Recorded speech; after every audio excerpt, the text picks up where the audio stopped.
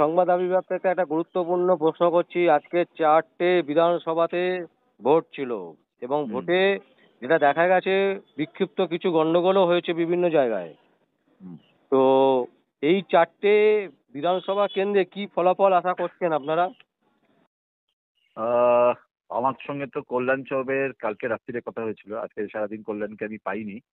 আমি যেটা মানিকতলায় যেটা হয়েছিল সেটা তো এটা তো জানার কথা, পশ্চিমবঙ্গের মানুষ সবাই জানে যে লড়াই আর যুদ্ধটা মেনলি করায় মমতা ব্যানার্জি। মমতা ব্যানার্জি ইনস্টিগেশনে সব কিছু হয়, সে লোকসভা ভোট হোক কি বিধানসভা ভোট হোক কি কাউন্সিলর ভোট হোক, সব জায়গায়।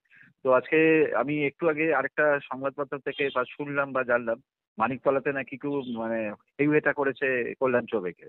আর এইটা কল্যাণ চৌবে এটাকে কেন আমি বলছি, কেন সবাই জানে যে এই মুহূর্তে আহ, কল্যাণ চৌবে এবং কুণাল ঘোষকে নিয়ে যে এই চরম পাদটা উঠেছে, তো সেটা মমতা ব্যানার্জি ইনস্টিগেশনে উঠেছে যাতে ক্যান্ডিডেটকে হারানো যায়। কেন কল্যাণ চৌবে এআইএফএফ এর একটা ভালো পদস্থতে আছে। কল্যাণ চৌবের সঙ্গে আমার ব্যক্তিগত ভালো সম্পর্ক। কল্যাণের সঙ্গে কালকে রাত্রিরেও যখন কথা হয়েছে তখন কল্যাণও বলছে দেখা যাক, আমি যতটা যা ফাইট দেবার আমি ফাইট দেবো।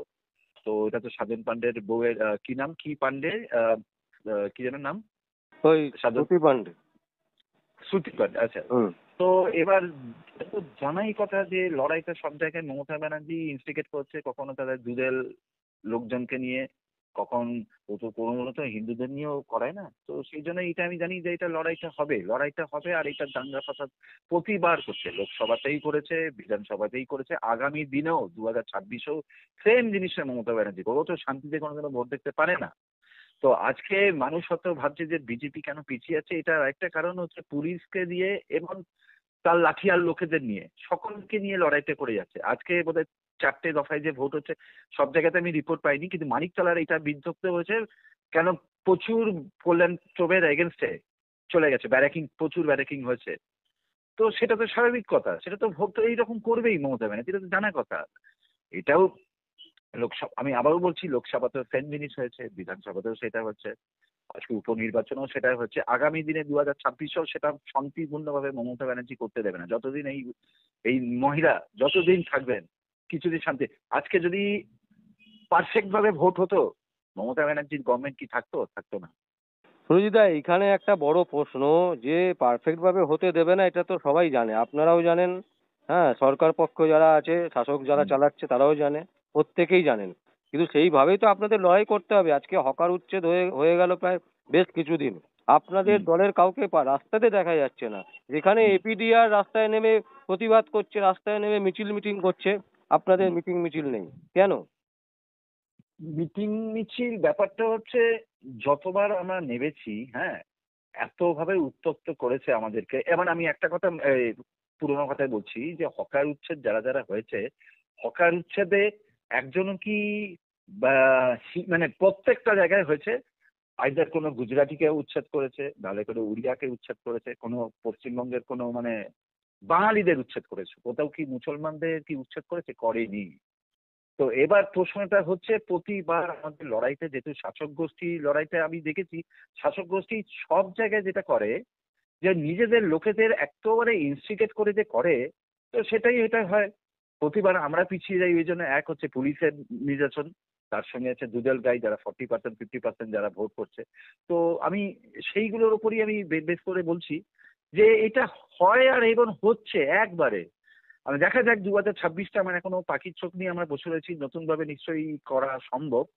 আর এখনো তো 1.5 বছর দেরি আছে, দেখা যাক নতুন ভাবে সেন্ট্রাল থেকে কিভাবে কিভাবে করছে আমাদেরকে, ওইটার ব্যাপারে দেখা। এখন আমাদের আমাদের নতুন চিন্তা হচ্ছে সামনে নতুন রাজ্য সভাপতি আসবে, সে কিভাবে চালিত করছে কি না করছে, এটাই হচ্ছে ব্যাপার।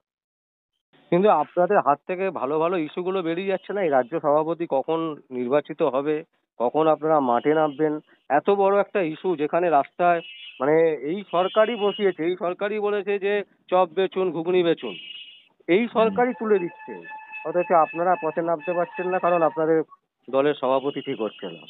এইটা মানে আহ, মানুষের মানে বিরূপ প্রতিক্রিয়া তৈরি হচ্ছে না, মনে হচ্ছে না? কিছুটা তো বিরূপ নিশ্চয়ই নিশ্চয়ই স্ট্র্যাটেজি তো কিছু চলছে সেন্ট্রাল থেকে, আমাদের কাছে এখনো অবধি খবর আসেনি। হয়তো আরো 1-2 মাসের মধ্যে নতুন রাজ্য সভাপতি আসবে, নতুন রাজ্য সভাপতি আসার পর হয়তো কিছুটা চেঞ্জেস হবে এই মুহূর্তে।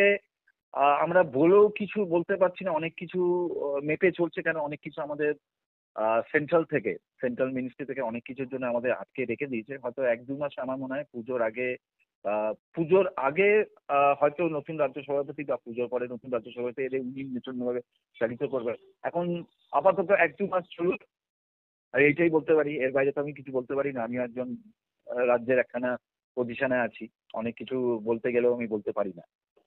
সুজিত দা, আমার শেষ প্রশ্ন, আজকে 4টে যে নির্বাচন হয়েছে বিধানসভায়, কি রেজাল্ট হবে? আহ, আমার মনে হয় কিছু আশা না করাই ভালো। যা হবে 2026 নিয়ে আশা করায়। এই মুহূর্তে আমি জানি না, আমিও তো রাজ্যের একজন প্রতিনিধি, আমিও কালচারাল কো-কনভেনার। আমি সবসময় বিজেপির হয়েই বলবো ব্যাটিং, কিন্তু আমার যতদূর মনে হচ্ছে রেজাল্ট হতে পারে 3-1 হতে পারে। হয়তো শাসক গোষ্ঠী 3খানা পেতে পারে। আমি নিজে চাইছি কল্যাণ চবে হতুক, কিন্তু আমি মনে হচ্ছে কল্যাণ চবে এবার হয়তো হবে না, আমার যেটা গেস করছি। এবার বাকি 3টে আসনের মধ্যে হয়তো, মানে 4টে আসনের মধ্যে কল্যাণ চৌধুরী যদি না পাওয়া যায়, বাকি 3টের মধ্যে হয়তো একটা একটা হয়তো পেতে পারি, একটা কি দুটো। আমি খুব একটা আশাবাদী না, এবারে খুব একটা আশাবাদী না। আমি আশা করেছিলাম 2024-এর লোকসভাটা, সেটা অন্যভাবে গেছিল। আর বিধানসভাটা এখনো দেরি আছে, এখনো কিছু করবো না। এখন সামনের বছর যে পুরসভার যে ভোটটা আছে, তো সেটা নিয়ে আপাতত ভাবনা চিন্তা করি, দেখি তারপর কি হয় তারপর। অসংখ্য অসংখ্য ধন্যবাদ সুরজিৎ দা, আমরা আপনার সাথে আবার পরে যোগাযোগ করব। থ্যাংক ভালো ইউ সো থাকবেন, মাচ সুস্থ বিশ্বজিৎ, থাকবেন। থ্যাংক ইউ, ভালো থাকবেন।